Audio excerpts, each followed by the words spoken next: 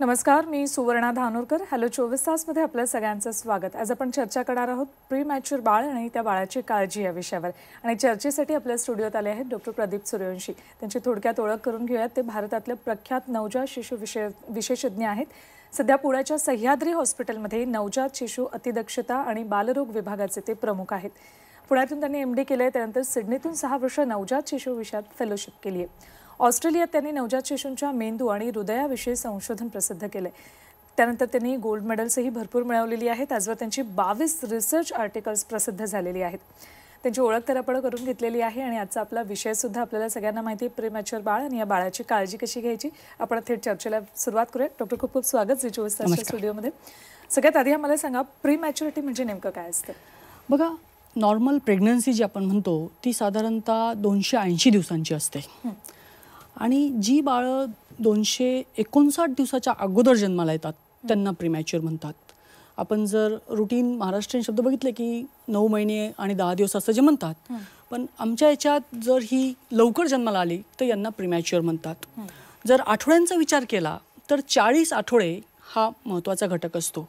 आणि जी बाळं 37 आठवड्यांच्या अगोदर येतात त्यांना प्रीमॅच्युअर असं म्हणतात. त्यातल्या त्यात 32 आठवड्यांपेक्षा कमी जी बाळं आहेत त्यांना आपल्याला थोडा जास्त त्रास असतो. आणि सगळ्यात महत्त्वाची म्हणजे जी 28 आठवड्यांच्या अगोदर जन्माला येतात त्यांना एक्स्ट्रीम प्रीमॅच्युअर असं आपण म्हणू शकतो. तर ही एक साधारणतः आपण व्याख्या करू शकतो प्रीमॅच्युअर बाळांविषयी. मग या प्रीमॅच्युरिटीचं प्रमाण काय आहे? प्रीमॅच्युरिटीचं प्रमाण ॲक्च्युली भारतात बऱ्यापैकी जास्त आहे. भारत हा देश आपल्या प्रीमॅच्युरिटीमध्ये ॲक्च्युली नंबर 1 आहे. म्हणजे जगातली सगळ्यात जास्त प्रीमॅच्युअर बाळं ही भारतात होतात. 10% बाळं जी आहेत ती 37 आठवड्यांच्या अगोदर जन्माला येतात, म्हणजे प्रीमॅच्युअर होतात. आणि साधारणतः जर आपण भारताचा कोहोर्ट बघितला तर साधारणतः 25 ते 30 लाख बाळं दरवर्षी प्रीमॅच्युअर जन्माला येतात. त्यामुळे आपल्याला ह्या बाळांच्या समस्या आणि त्यांच्याविषयी माहिती असणं फार गरजेचं आहे. पण ही प्रीमॅच्युरिटीची कारणं नेमकी काय असतात? का बाळ लवकर? बघा, आता आपल्या जर बघितलं तर भारतामध्ये महत्त्वाचा जो घटक आहे तो म्हणजे आईची मॅटर्नल एज्युकेशन, म्हणजे आईचं शिक्षण आणि आईचा न्यूट्रिशन आहार हा फार महत्त्वाचा घटक येतो. जर आपण बघितलं तर साधारणतः 1/3 बाळं, म्हणजे साधारणतः 30 ते 35% बाळांचं हे वजनही नॉर्मल बाळांपेक्षा कमी असतं. आणि याला ही जी काही आपण महत्त्वाची कारणं म्हणू शकतो ती पहिली म्हणजे आईचा आहार. म्हणजे सगळ्यात जास्त महत्त्वाचं म्हणजे आपल्याला आईचं रक्त जे कमी असणं तो, आईला असणारा रक्तदाब, आईला असणारा साखरेचा आजार, आईला असणारे आपण जे काही म्हणू शकतो की इन्फेक्शन, हा एक घटक आहे. मागच्या 15 ते 20 वर्षामध्ये भारतात सुद्धा आता IVF प्रेग्नन्सी वाढल्या आहेत. IVF म्हणजे टेस्ट ट्यूब बेबींचं प्रमाण वाढलं आहे. आणि ह्या टेस्ट ट्यूब बेबींमध्ये प्रीमॅच्युरिटीचं प्रमाण जास्त आहे. आणि त्या टेस्ट ट्यूब बेबींमध्ये ट्विन्स म्हणजे जुळे बाळं आणि ट्रिपलेट्स म्हणजे 3 बाळं यांचं प्रमाण जास्त आहे. आणि जर तुम्ही जुळे आणि ट्रिपलेट म्हणजे ट्विन्स आणि ट्रिपलेट जर बघितलं तर साधारणतः ही ऑलमोस्ट 95% बाळं प्रीमॅच्युअरच असतात. म्हणजे त्यांचं जस्टेशन जे ॲव्हरेज बघितलं ट्विन्सचं तर ते साधारणतः 35 ते 36 आठवडे आहे, म्हणजे ते प्रीमॅच्युअर आहेत. जर आपण 3 जुळ्या बाळांचं ट्रिपलेट्स बघितलं त्यांचं ॲव्हरेज जस्टेशन आहे 33-34 आठवडे. म्हणजेच काय की आपण जर ओव्हरऑल अंदाज घेतला भारताविषयी तर प्रमुख कारण आपण असंही म्हणूया की एज्युकेशन रिलेटेड, आपण न्यूट्रिशन रिलेटेड म्हणजे आहार, इन्फेक्शन रिलेटेड म्हणजे जंतू प्रादुर्भाव आणि टेस्ट ट्यूब बेबी, ही प्रमुख कारण आपण असं म्हणू शकतो आजच्या घडीला. पण ही प्रीमॅच्युअर जी बाळं असतात त्यांना नेमक्या कुठल्या समस्या उद्भवतात? बघा, आता एक साधा आणि सरळ आपण बोलूया की प्रीमॅच्युअर म्हणजे ही बाळं आईच्या गर्भाशयात पाहिजेत. आईची गर्भपेशी म्हणजे एक प्रकारचं त्यांना लागणारं जे प्रोटेक्शन आणि जी काही घटना आहेत ती. महत्त्वाचा ह्या प्रीमॅच्युअर बाळांना होणारा त्रास म्हणजे उबदारपणा न मेंटेन करणे. म्हणजे ही बाळं सडनली हायपोथर्मिक होणे, म्हणजे त्यांच्या शरीरातलं तापमान कमी होणे, हा सगळ्यात मोठा आजार आपण असं म्हणू शकू. जरी आपल्याला वाटलं की टेम्परेचर कमी होणं छोटं वाटलं, पण या आजाराभोवतीच त्यांची सगळी मेजर आजार असतात. सर्व अवयव त्यांची छोटी असतात, म्हणजेच फुफ्फुस, हृदय, अन्ननलिका, श्वासनलिका, मेंदू, या सर्व आजारांबरोबरच त्यांची म्हणजे अवयवांबरोबर त्यांचे आजार होतात. जर आपल्याला त्या आजारांची नावं घ्यायची म्हटली तर उबदारपणा कमी होणे, श्वास घ्यायला त्रास होणे, या बाळांच्या फुफ्फुसांची वाढ कमी असते, त्यांच्या फुफ्फुसांमध्ये जो असणारा सर्फॅक्टंट नावाचा जो घटक आहे तो घटक कमी असतो. सर्फॅक्टंट हा फुफ्फुसांना वाढीसाठी महत्त्वाचा असतो. जी बाळं सर्फॅक्टंट डिफिशियंट असू शकतात त्या बाळांना हे औषध आपल्याला नंतर या बाळांना द्यावं लागतं. या बाळांना कमी जास्त म्हणजे 28 आठवड्यांच्या खाली जर असतील तर त्यांना मेंदूत रक्तस्राव होऊ शकतो. या बाळांना कॉमन म्हणजे साखर कमी होणे म्हणजे शुगर कमी होणे हा महत्त्वाचा घटक होतो. अजून महत्त्वाची गोष्ट, जी बाळं 32 ते 37 आठवड्यांची असतात त्यांना चोखता आणि गिळता येत नाही, म्हणून अशा बाळांना आपल्याला ट्यूब फिडिंग सुद्धा द्यावं लागतं. जी काही फारच छोटी बाळं असतात त्यांना मात्र फिडिंगसाठी म्हणजेच आपल्याला सुरुवातीपासून मदत घ्यावी लागते. म्हणजेच काय की सर्व अवयव छोटे असणे, त्या अवयव छोट्या असल्या कारणामुळे त्या अवयवांचे आजार होणे आणि ह्या आजारांमध्ये जास्त प्रमुख आजार ज्याच्याने ही बाळं दगावू शकतात ती आजार म्हणजे त्यांचा उबदारपणा न मेंटेन राहणे, फुफ्फुसांची वाढ न होणे, सर्फॅक्टंट नावाचा घटक कमी होणे, साखर कमी होणे आणि मेंदूत रक्तस्राव होणे. ही अशी मेजर प्रीमॅच्युअर बाळांची. पुढे जशी बाळं वाढली तसं ह्या बाळांना इन्फेक्शन होणे हा सगळ्यात मोठा घटक त्यांच्या मृत्यूला कारणीभूत असतो आणि दूध न पचणे. तर अशी आपण एक कॅटेगराईज करू शकतो आणि या बाळांना आपण त्या पद्धतीने आजारांच्या समस्या सांगू शकतो. भारतामध्ये या प्रीमॅच्युअर बाळांच्या जगण्याचं प्रमाण काय आहे? आता चांगली गोष्ट अशी म्हणता येईल की मागच्या 15 ते 20 वर्षामध्ये भारतात सुद्धा आता नवजात शिशु अतिदक्षता विभाग उदयास आलेले आहेत. म्हणजेच काय की जर आपण 2 प्रकारचे भारत बघितले, म्हणजेच एक म्हणजे मेट्रोपॉलिटन सिटीज म्हणजेच बॉम्बे पुण्यासारख्या शहरांमध्ये आपले रिझल्ट जी आहेत ती डेव्हलप वर्ल्ड सारखे आहेत. म्हणजेच काय की आपण आता असं छान म्हणू शकतो की आपण चांगली जर केअर दिली, चांगल्या नवजात शिशु विभागात आपण जर ॲडमिट केलं तर 25 ते 24 आठवड्यापासून सुद्धा आपण काळजी घेतो. आणि जे कोणी बाळ 1 किलोच्या वरती आहे त्यांना आपण 90% ते 95% म्हणतो की ही बाळं जगायला पाहिजेत, ही बाळं चांगली व्हायला पाहिजेत. जी बाळं 750 ग्रॅम ते 1 किलोच्या दरम्यान असतात साधारणतः मी असं म्हणेल चांगल्या NICU मध्ये म्हणजे नवजात शिशु विभागात 70 ते 80% ही बाळं चांगली होतात. म्हणजेच काय की ह्या बाळांना लागणारी नवजात शिशु विभागाची गरज ही महत्त्वाची आहे. चांगली गोष्ट अशी आहे की आता आपल्या भारतामध्ये म्हणजे महाराष्ट्राचा जर विचार केला प्रत्येक डिस्ट्रिक्टला NICUच्या केअर्स आता वाढायला लागलेल्या आहेत आणि त्यामुळे यांचं जगण्याचं प्रमाण आता वाढलेलं आहे. प्रीमॅच्युअर बाळ भविष्यात चांगल्या पद्धतीने त्यांची वाढ होते? चांगला प्रश्न आहे. आता बघा की नातेवाईक आम्हाला नेहमी विचारतात की 7 महिन्याचं बाळ आहे तो बाळ मतिमंद होईल का, 8 महिन्याचं बाळ आहे त्याला चालायला त्रास होईल का. आजच्या आपण जर चांगल्या नवजात शिशु विभागात आपण ॲडमिट झालेलं असू आणि त्या बाळाची जर आपण इंटॅक्ट सर्वायला आम्ही असं म्हणतो म्हणजे फक्त जगणे नाही त्या बाळाचा परिपूर्ण विकास होणे, तर 1 किलोच्या वरची बाळं आपल्या भाषेत 90% या बाळांना पुढे आयुष्यात त्रास व्हायला नको अशी आपली अपेक्षा आहे. 750 ग्रॅम ते 1 किलोच्या दरम्यान साधारणतः 70 ते 80% पुढच्या आयुष्यातही आपल्यासारखी नॉर्मल बाळं असतात. म्हणजेच काय या बाळांना आता पुढच्या आयुष्यात चांगली होप्स आहेत. साधारण सरळ उदाहरण द्यायचं तर सिंपल उदाहरण देतो मी, न्यूटन हे प्रीमॅच्युअर होते. म्हणजेच काय की आपल्याला जर त्या योग्य वेळेस योग्य ट्रीटमेंट मिळाली आणि पुढे जाऊन आपण पहिल्या 2 वर्षात योग्य पद्धतीने काळजी घेतली आणि प्रॉपर फॉलोअप केला तर ही बाळं आपल्यासारखी नॉर्मल राहू शकतात. ही महत्त्वाची मेसेज मला इथे द्यायचं आहे. पण प्रीमॅच्युअर बाळांच्या उपचारासाठी ज्या सुविधा किंवा उपचार पद्धती आवश्यक असतात त्याबद्दल काय? चांगली गोष्ट. आता बघा की नवजात शिशु विभागाचे काही परिणाम आपण नॅशनल लेवलला करून ठेवलेले आहेत. म्हणजे की जी बाळं सिंपल लागतात, एक साधारणतः 70 ते 80% बाळांना बेसिक केअर लागते. म्हणजे उबदारपणा ठेवणे, नळीद्वारे दूध देणे, त्यांची शुगर नॉर्मल ठेवणे, अशा पद्धतीच्या ज्या केअर्स असतात त्यांना आमच्या भाषेत लेवल 2 केअर असं म्हणतात. आणि ह्या केअर आपण आता प्रत्येक डिस्ट्रिक्टला महाराष्ट्रात डेव्हलप करत आहोत. ज्या काही ॲडव्हान्स केअर आहेत म्हणजेच काय की बाळाला कृत्रिम श्वासाची मशीन लागणे, बाळाला CPAP लागणे म्हणजेच त्याला श्वास घेण्याला मदत करणे, या बाळांना जी काही व्हेंटिलेटर्स म्हणतो आपण किंवा इन्क्युबेटर्स म्हणतो किंवा ह्या बाळांना ब्लड प्रेशर मॉनिटरिंगची उपकरणे, बेड साईड अल्ट्रासाऊंडची मॉनिटरिंग करणे, त्यांना TPN म्हणजेच शिरेद्वारे त्यांना न्यूट्रिशन देणे, ह्याच्यासाठी जी लागतात त्याला लेवल 3 केअर असं म्हणतात. करंटली महाराष्ट्रात साधारणतः 32 ठिकाणी अशी लेवल 3 केअर आहे. आणि चांगली गोष्ट आहे की ह्या लेवल 3 केअर मधले रिझल्ट जे आहेत ते आता दिवसेंदिवस अजून चांगले होत जात आहेत. म्हणजेच काय, या बाळांना उपचार पद्धतीसाठी स्पेशली 32 आठवड्यांच्या खालच्या बाळांना तुम्हाला लेवल 2B किंवा लेवल 3A केअर लागते. ज्या बाळांना तुम्हाला ऑपरेशन, जन्मजात लगेच ऑपरेशन लागतं म्हणजे सर्जनची गरज लागते, अशा केअरला लेवल 3B असं म्हणतात. काही बाळांना हृदयाचे आजार असतात जन्मजात, अशा बाळांना हृदयाची केअर देण्यासाठी जी केअर लागते त्याला लेवल 3C केअर म्हणतात.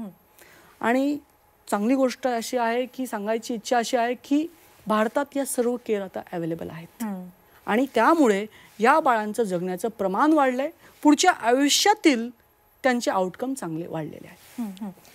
प्रीमॅच्युअर बाळांसाठी स्तनपानाचे फायदे नेमके काय आहेत ते काय हे बघा आता की इमिजिएटली ह्या बाळांना आपण डायरेक्ट ब्रेस्ट फिडिंग जे आम्ही म्हणतो ते लगेच काही देता येत नाही. काही वेळेस म्हणजे जी बाळं साधारणतः 34 आठवड्याखालची किंवा 32 आठवड्याखालची असतात त्यांना आम्ही स्ट्रगल करतो कारण की ते चोखू शकत नाही, गिळू शकत नाही.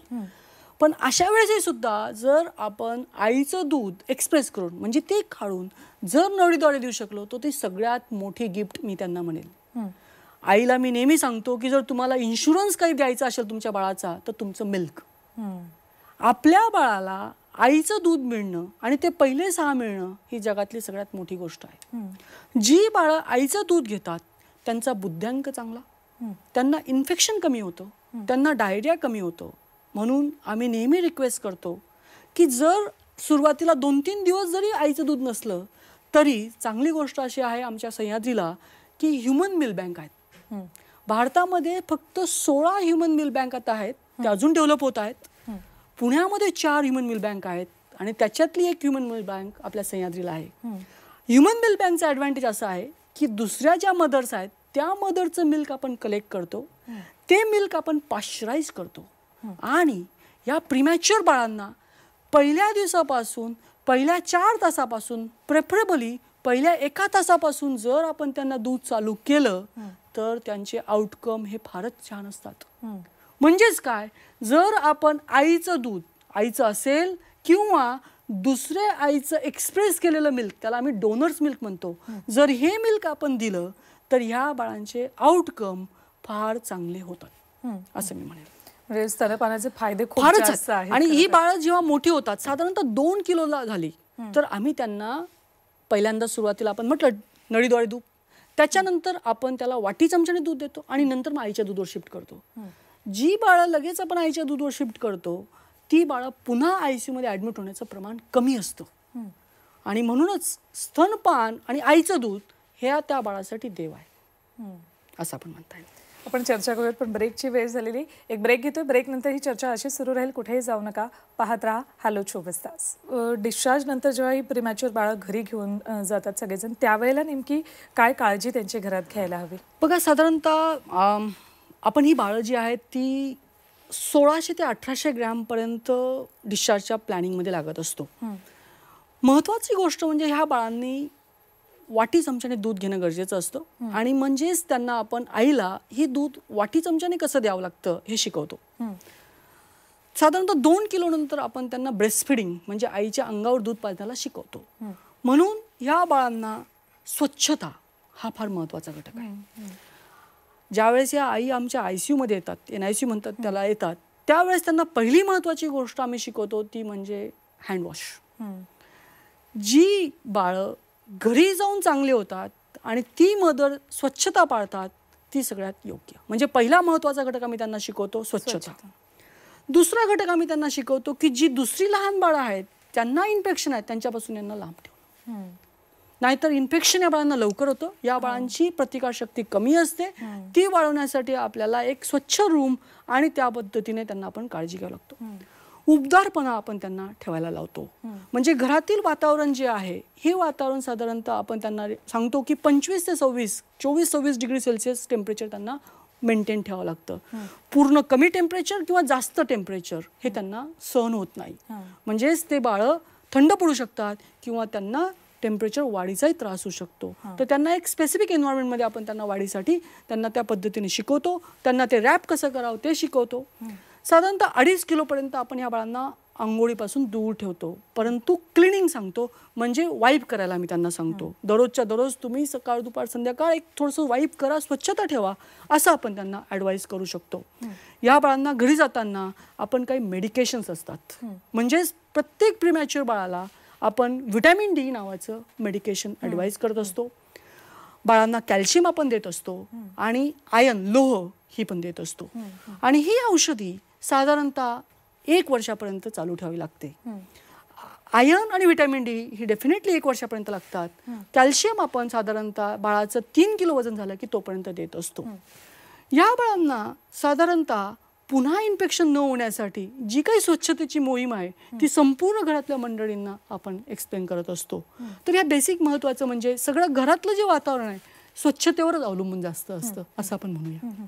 ही जी प्रीमॅच्युअर बाळं असतात, तुम्ही मगाशी म्हणाल त्यांचे अवयव लहान असतात, तर मग या. त्यांचे डोळे कान ह्या सगळ्याच्या विकासाचा पडताळणी कशी केली जाते, बरोबर, पाठपुरावा अगदी कसा अगदी करतात? फार महत्त्वाचा प्रश्न आहे हा. बघा, फक्त प्रीमॅच्युअर बाळ जगणं आता फार महत्त्वाचं नाहीये. या बाळांची सर्व जी इंद्रिय आहेत ती इंद्र नॉर्मल असणे गरजेचं आहे. म्हणून प्रत्येक प्रीमॅच्युअर बाळाचं स्पेशली लेस दॅन 2 kg म्हणजे 2 किलोच्या खालील बाळांचं आपल्याला डोळ्यांची तपासणी गरजेचीच असते. त्यांना आरोपी स्क्रीनिंग असं आपण म्हणतो. ही आरोपी स्क्रीनिंग आता आपल्या भारत सरकारने सुद्धा प्रत्येक 2 किलोच्या खालच्या बाळाला साधारणतः 3ऱ्या आठवड्यात कंपल्सरी केलेली आहे. म्हणजेच काय की प्रीमॅच्युअर बाळांची डोळ्यांची स्क्रीनिंग ही अगदी कंपल्सरी झालेली आहे. या बाळांना हिअरिंग म्हणजे कानाचा काही प्रादुर्भाव आहे का, त्यांची जी हिअरिंग लॉसची प्रक्रिया आहे म्हणजेच ऐकायला कमी येणं याचं प्रमाण दुसऱ्या बाळांपेक्षा जास्त असतं. म्हणून आपण त्या प्रत्येक बाळांची ती बाळं 2 किलोच्या पुढे गेली किंवा 36 वीक्स म्हणजे 36 आठवड्यांच्या वरती गेली तर कानाची तपासणी करतो. या बाळांना आपण साधारणतः पहिल्या 1 ते 2 आठवड्यात मेंदूची सोनोग्राफी करतो. या 3 बेसिक गोष्टी करणं अगदी गरजेचं आहे. या म्हणजेच काय की ज्या नवजात शिशु विभागात या गोष्टींची दखल घेतली जाते ती चांगली नवजात शिशु विभागात. आणि जर आपल्याकडे त्या सुविधा नसतील तर त्या सुविधा आम्ही नातेवाईकांना सांगतो की तुम्ही दुसऱ्यांकडनं घ्या आणि ह्या तपासण्या करून घ्या, हे मात्र महत्त्वाचं आहे.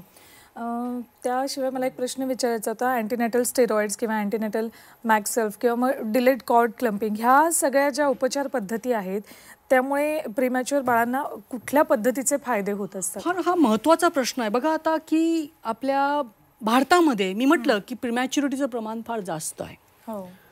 आता ह्या प्रीमॅच्युरिटीचं प्रमाण जास्त असल्यावर काही औषधं अशी आहेत त्या औषधांमुळे बाळाच्या फुफ्फुसांना फायदा होतो.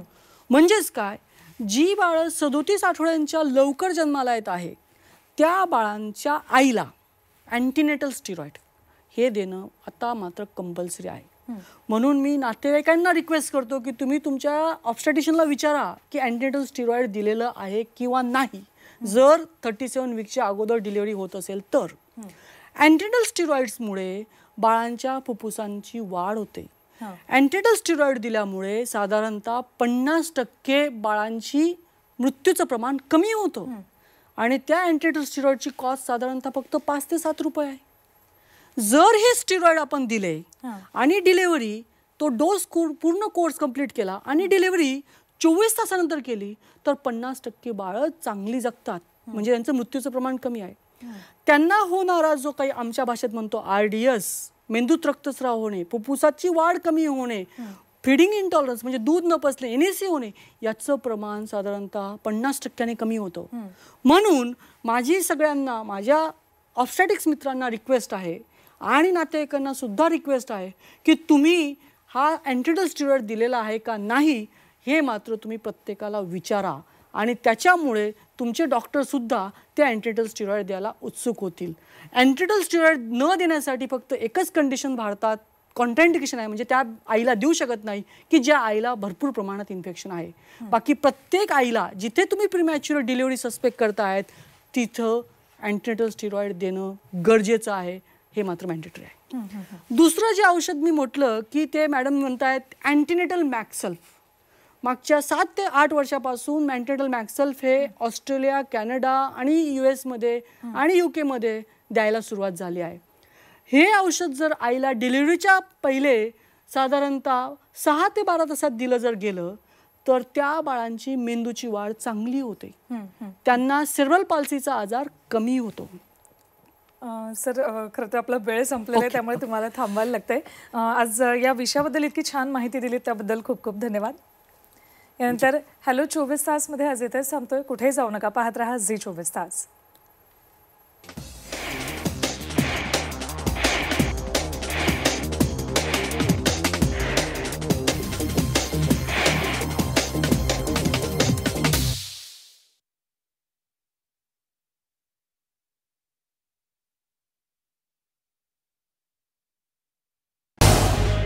झी 24 तास रहा एक पाऊल पुढे.